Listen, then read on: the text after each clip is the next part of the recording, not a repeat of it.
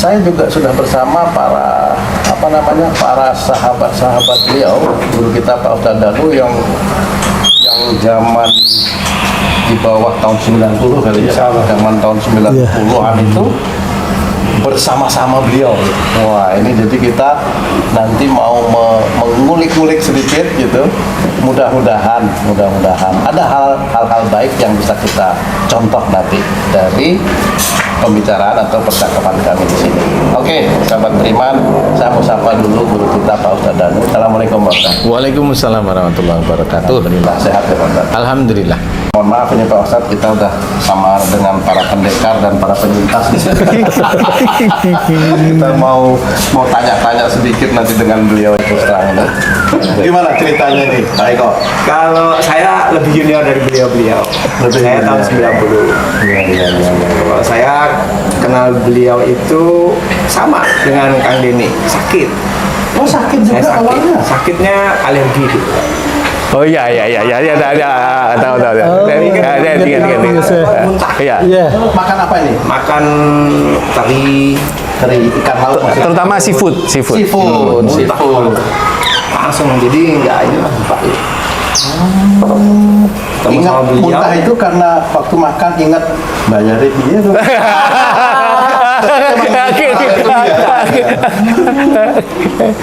Terus? Kalau pertama ketemu beliau seperti itu, muntah langsung. Tapi Itu di kos juga? iya, datang ke di Karanguni kos itu. Satu kos ya? Iya ya. Saya nggak sakit kok. Saya Dia asli Jogja. Ya, asli Jogja. Kalau KTP-nya Jogja. Nah, jadi kalau pas main ke tempatnya di Megatron itu ada Kang Denny, ada Kang Rudi, banyak itu pas di situ itu kasih tahu nanti ketemu sama guru. Ketemu sekali cuma diajak ngobrol aja. Oh dulu punya ilmu banyak. Nah, dulu kan saya memang sudah sudut bela diri. Oh iya. Sudah jadi atlet dulu. Iya. Jadi mau dicopot ya ilmunya. Ilmu apa? Copot nanti kan itu enak. Terus di tausiai diomongin nanti jangan banyak ambisi dan siap langsung tes besoknya. Makan langsung terinya ya makan ya enggak muntah. Alhamdulillah. Terinya yang muntah.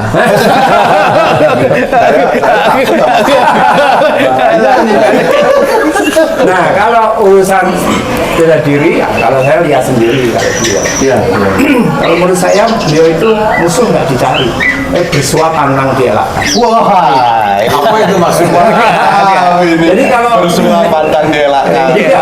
Jadi kalau lagi Sekali layar dikemas. ini nilai kita bareng berangkat gitu. Kalau ditantang beneran ya dilagatin. Begitu. Iya. Satu-satu atau keroyokan nih? Ya monggo aja. Beliau berani. Itu waktu itu baca-baca. Itu ya? Ya yang Fisik, betul, ya? paling ingat sekali itu waktu kita naik mobil mau ke Solo. Kita mau naik mobil mau ke Solo, beliau disupirin, ada yang nyupirin, terus ada supir bis. Ada supir bis, kita dikepot gitu. Terus kita yang dikepot, dia yang marah. Biasa begitu. Kita dikepot, dia yang marah. Waduh, merasa besar. Ya. Pas turun gitu, kuat deh badannya. Nah, itu beliau langsung, sing pendekar, lihat badan lo gede gitu ya saya jiper. Lu kurus banget. Ya. Terus maju. Enggak, takut bawa kunci roda itu. Enggak berani. Ya udah api yang turun. Beliau turun kan, masa 1 lawan 4 itu wah kasihan lah, minimal 2 lawan 4 saya ikut turun. Saya cari yang kecil mana ini, saya pasin yang kecil gitu kan. Pas itu ada satu lagi turun lagi mau ngancurin mobil. Gitu kan, langsung stop. Abunya ini dipukul. Gitu langsung. Artinya patah. Kayaknya patah. Selesai habis itu. Yang lainnya takut. Oh, Ya udah aku minta maaf. Minta maaf benar apa enggak ini? Ya kata-katanya masih ingat banget itu. Ayo, lanjut. jangan gitu. banyak ngomong, ayo pukul. Ayo pukul. Memang kalau dipukul kira-kira nih, kira-kira Nggak tahu. Saya selama dengan kita ya belum pernah ada satu pukulan pun yang kita lihat. Saya yakin kok beliau tuh nggak bisa mukul. Karena belum pernah kita lihat. Jangan sama dia, ada beranteman banyak, saya turun. Dia enggak lari semua. Itu di jalan kali orang saya ingat itu. Iya. Ini ada dulu kan masih ada ini ya apa namanya? Kadang-kadang ada tawuran itu. Iya. Apa nih? Apa? Berhenti. Jadi waktu di jalan kali orang itu ada tawuran waktu itu. Saya berboncengan sama Ustadz Danu pakai motor. Dia sukanya pakai motor saya. Kenapa? Ya pokoknya enak aja di belakangan angin-angin. Sebabnya saya pendek kan. Jadi kalau dia aku nggak usah ini, pokoknya saya kena angin aja kan. Tapi begitu pas rame-rame saat itu rame-ramean. Berhenti. Wah ini kesempatan nih. Gitu. Kesempatan apa itu, Bro? Ya mukul kan gitu. Saya juga kesempatan lihat nih ya. Kesempatan lihat kan gitu. Wah kayak apa sih guru saya kayak apa kan gitu. Pengen sekali harapannya alhamdulillah mugo-mugo kan gitu kan. Teriakan, ngapain? Lari semua. Jadi akhirnya nggak jadi lagi. Jadi penontonnya kecewa gitu. Jadi kecewa. Jadi profesornya itu kecewa. Ini yang saya makanya ini katanya sih jago gitu. Tapi belum pernah mukul gitu. Karena kata-katanya memang luar biasa. Iya. Jadi waktu yang tadi itu, waktu sudah salaman, saya minta maaf. Ayo pukul. Tapi belakangnya ancamannya bagus. Kalau nggak istimewa jadi janda. Tapi yang memukul juga jiper. Karena kata-katanya luar biasa. Ayo pukul. Lamaan ngomong alor ngidul. Ayo pukul. Kalau nggak pengen istrimu jadi janda. Itu sebabnya waktu teriak itu lari semua orang. Jadi orang udah jiper dulu. Ini kan cerita Mas Eko ya. Seolah-olah itu ada satu rahasia, satu ilmu itu. Dengan bicara aja orang langsung bertekuk lutut. Kira-kira rahasianya apa Pak Ustadz itu kalau bisa? Saya nggak tahu. Iya. Tapi yang saya amati sering itu ya begitulah tuh saya nggak bisa cerita, saya ulangi gitu loh. Ya begitu yang diceritain itu ya begitu. Itu kalau ditanyain kenapa, saya cuma ingat satu, yang penting iman kepada Allah Ta'ala itu kuat. Itu iman kepada Allah Ta'ala kuat, kalimat itu ditata, walaupun barangkali dulu saya masih kuliah ya, ditata baik, jangan merugikan orang lain, itu betul-betul syariat dikerjain beneran. Makanya kalau momennya ketemu sama orang itu alhamdulillah diizinkan aja oleh Allah Ta'ala, saya diizinkan menang. Ya kan bingung saya. Artinya tidak terjadi satu perkelahian. Ada suatu perkelahian beneran itu ada. Tapi banyak yang nggak jadi gitu loh. Jadi banyak yang nggak jadi. Tapi ya ada pula yang terjadi nggak. Kalau dibilang banyak ya dari sekian itu persentasenya ya 20% dari 80% lah yang nggak jadi 80%.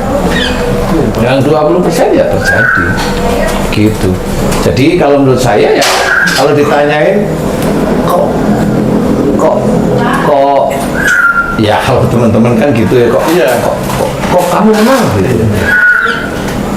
Saya nggak menang, saya dilindungi Allah aja. Jadi barangkali terus menang itu, kalau saya nggak dilindungi Allah ya kalah aja gitu kalau saya. Nah, tadi Prof kecewa gitu. Ya, saya tuh masih 80%. Ya itu yang termasuk 80% lah itu. Kecewa, Iya. Terus sebenarnya dulu Pak Ustadz berguru atau latihan bela dirinya itu sama siapa Pak Ustadz? Hah? Ya sama guru lah. Ini ada lagi kan? Berarti ada kecewa baru ya. Tapi kalau saya mungkin yang termasuk yang nggak kecewa. Ya, ya. Jadi kenapa saya nggak kecewa? Kecewanya 1% tok aja. 1%. Karena termasuk yang pernah melihat. Pernah melihat. Pernah melihat. Jadi kalau Mas Nizam cuman lihat beliau pegang, oh iya, sudah lupa saya. Saya itu jadian loh. Kalau ini jiper saya. Jadi kalau Prof Nizam itu lihat beliau pakai itu apa namanya? Hubble stick. Nah, beliau ini sebenarnya jago samurai.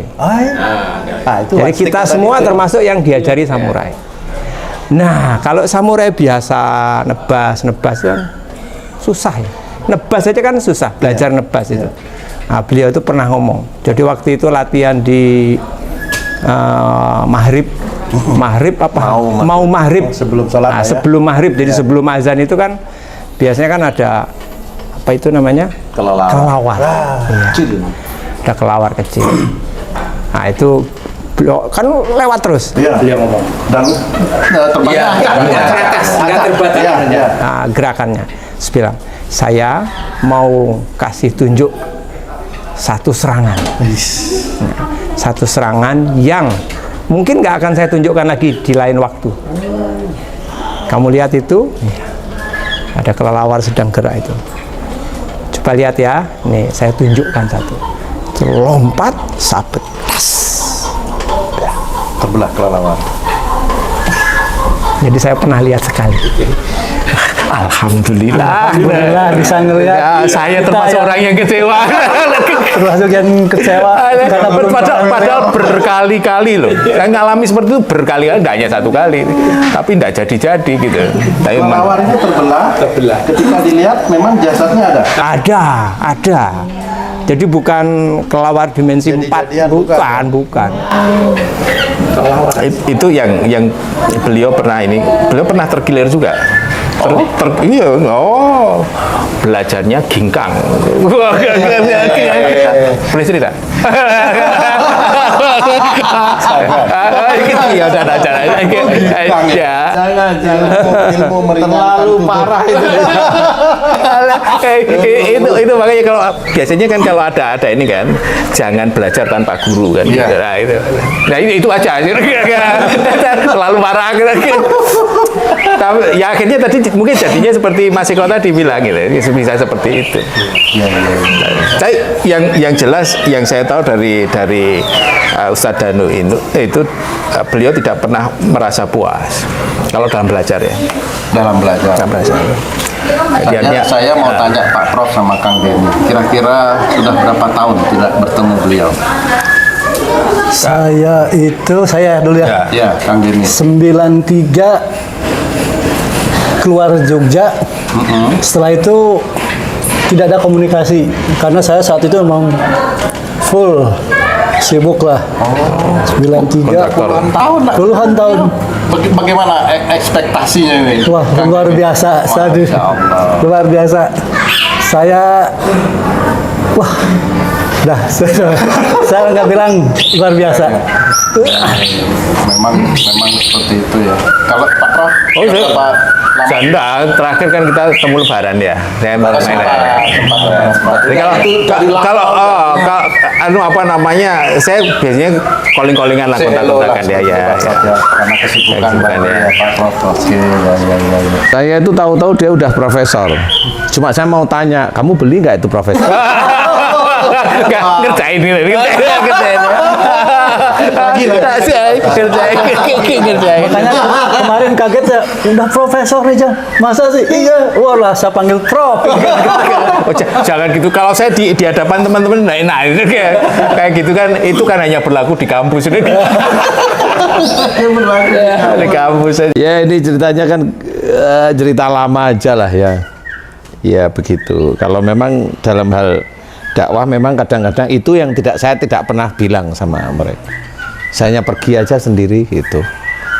Hanya pergi aja, pergi gitu aja. Tapi Pak Ustadz, dari tadi kan Kang Denny sakit, ketemu Pak Ustadz, insya Allah bisa sembuh, alhamdulillah. Mas Eko sakit, ketemu sembuh. Jadi pertanyaan yang paling mendasar. Kenapa Pak Ustadz memilih media dakwahnya itu untuk penyakit, Pak Ustadz, kira-kira? Kalau saya itu melihat Quran itu menjawab semua kebutuhan zaman dan kebutuhan manusia. Yang saya amati pada saat itu, saya waktu masih muda itu, saya kan juga senang dengerin kajian-kajian sebenarnya. Itu hanya salah satu persoalan yang itu global, yang menurut saya belum bisa ditemukan, yaitu kalau orang Islam sakit, kenapa perginya ke dokter, hanya itu. Walaupun nggak salah. Iya, betul. Bagaimana cara Allah itu menjawab bahwa sakitnya orang itu ada di dalam Quran? Nah, disitulah mulai diizinkan oleh Allah saya mengetahui itu bahwa akhlak manusialah yang sebenarnya menjerumuskan diri kalau dia berbuat tidak baik. Melalui sakit itu ketahuan sebenarnya manusianya itu memang masih ada salah dosa, termasuk sakit yang dipakai oleh Allah Ta'ala untuk menjadikan orang tersebut meninggal. Itu semua ada dalam Quran. Makanya kalau sakitnya untuk meninggal itu walatulqu biaidikum ila tahlukat. Janganlah kamu menjerumuskan dirimu ke dalam kebinasaan. Menjerumuskan dirimu dengan perbuatan ke dalam kebinasaan. Ini menjadi tolak ukur, termasuk dulu saya itu berpikir berarti orang ini mati belum tentu Allah itu ridho sebenarnya.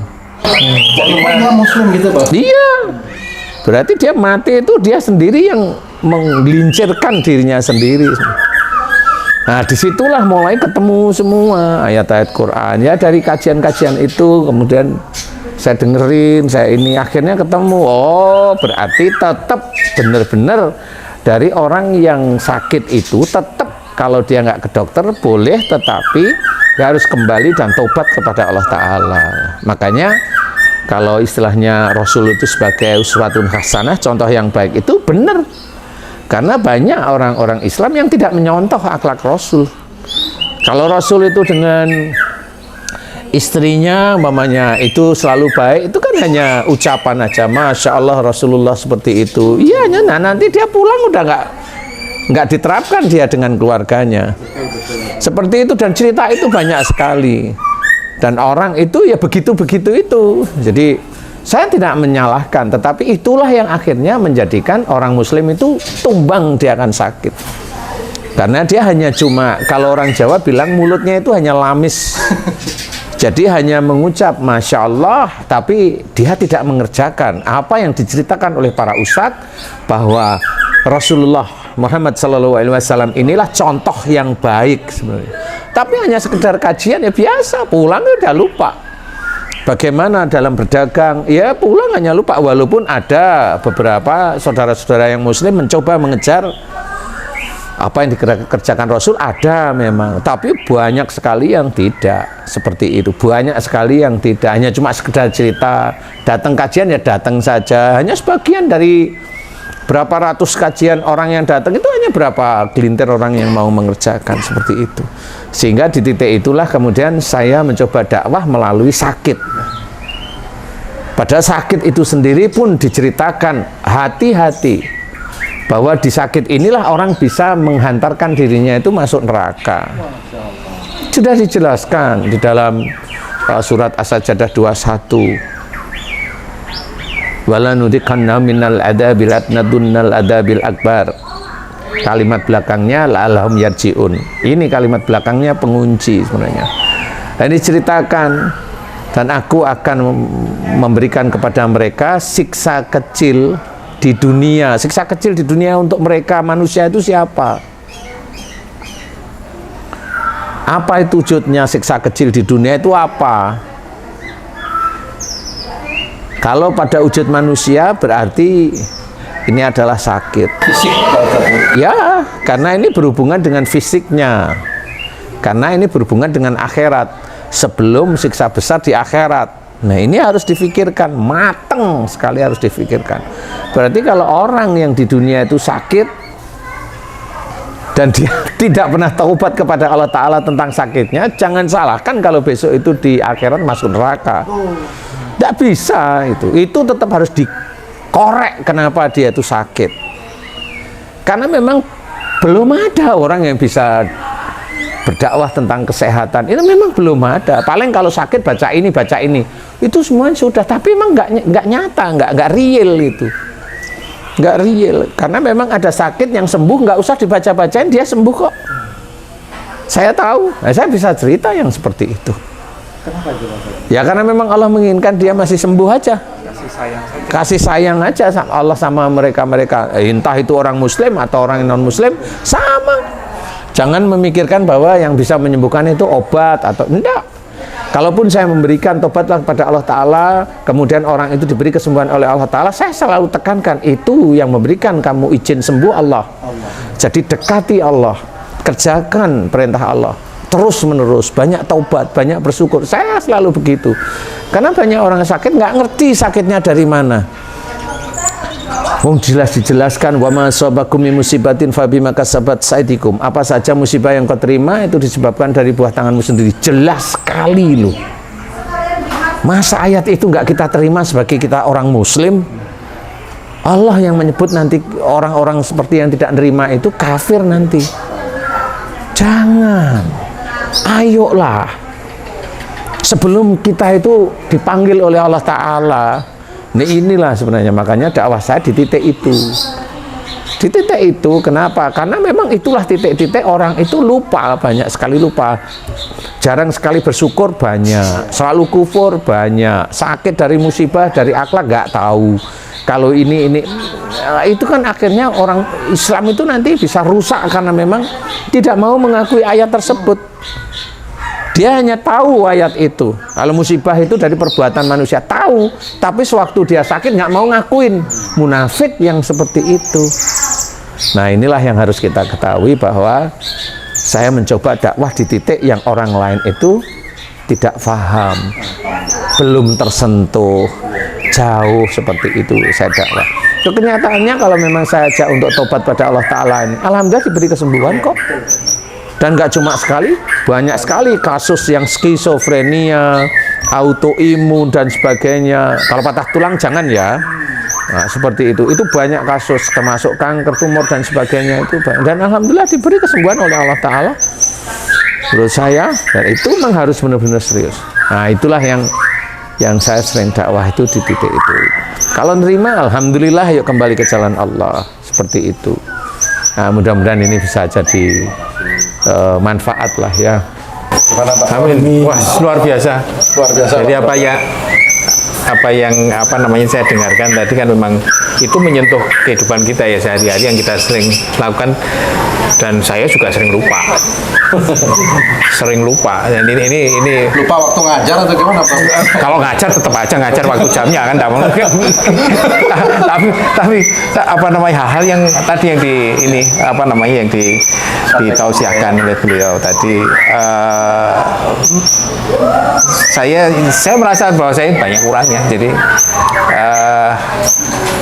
yang itu yang harus saya perbaiki. Jadi kan karena ini kan masalah hal yang ringan-ringan, tetapi yang tidak kita sadari. Kelihatannya ringan ya, tetapi ya memang itu jadi berat kalau memang yang ringan itu tidak kita kerjakan gitu. Baik, terima kasih Pak Ustadz. Waduh, pencerahannya. Terima kasih. Luar biasa. Terima kasih Mas Eko. Terima kasih banyak ya. Selamat beriman. Demikianlah tadi perbincangan kami dengan guru kita Pak Ustadz Danu, dan juga dengan para pendeta dan para penyintas yang ada. Penyintas.